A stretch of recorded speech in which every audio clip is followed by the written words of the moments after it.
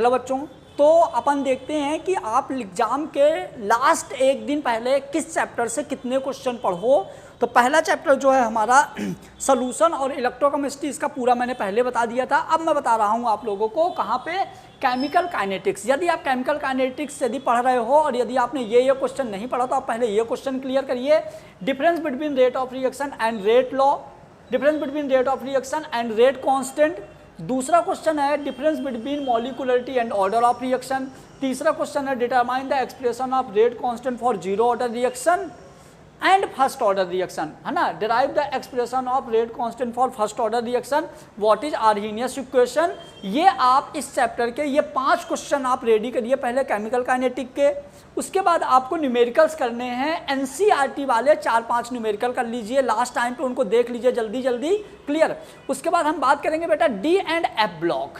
यदि आप D and F block अभी तक नहीं पढ़े हो तो लास्ट में आप 4-5 क्वेश्चन का आंसर जल्दी जल्दी से पढ़ लीजिए, या तो वीडियो लेक्चर डले हुए आप उनको स्पीड में सुन लीजिए। क्या है difference between D and F block, difference between lanthanide and actinide, what is inner transitional element, what is lanthanide and actinide contraction, write short notes on K2Cr2O7 and KMnO4। पक्का 100% फंस जाएगा, तो आप ये वाले question D and F block से कर लीजिए।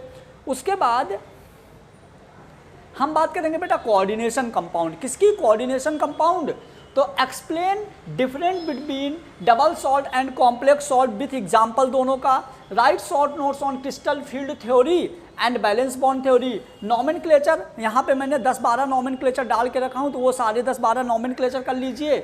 Short notes on ligand, ligand के बारे में आप पढ़ लेना कि कौन सा पॉजिटिव लिगेंड है, कौन सा नेगेटिव लिगेंड है, और यहाँ पे डोंटेड पढ़ लेना, मोनोडोंटेड, डाइडोंटेड और हेक्साडोंटेड विथ एग्जाम्पल पढ़ लेना, चिलेट रिंग पढ़ लेना, क्लियर।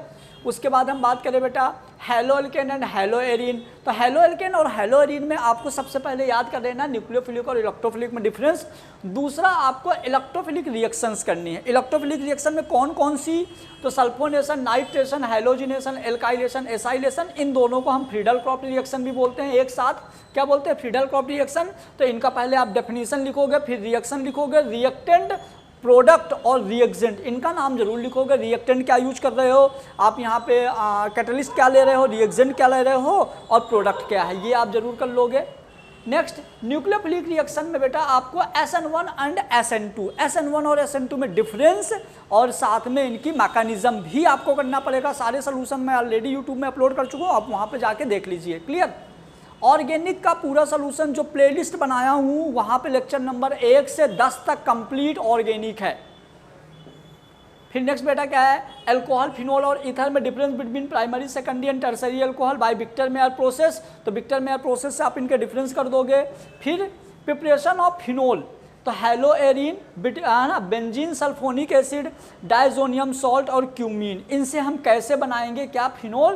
तो लास्ट में जब आपके पास एक दिन का समय है और ज़्यादा समय नहीं है तो आप ये क्वेश्चन पढ़ लो, इनकी आने की प्रोबेबिलिटी सबसे ज़्यादा है, क्लियर बच्चों। यदि आपको और भी किसी चैप्टर में प्रॉब्लम हो रही है तो कमेंट बॉक्स में कमेंट करके जरूर बताइए। Thank you so much.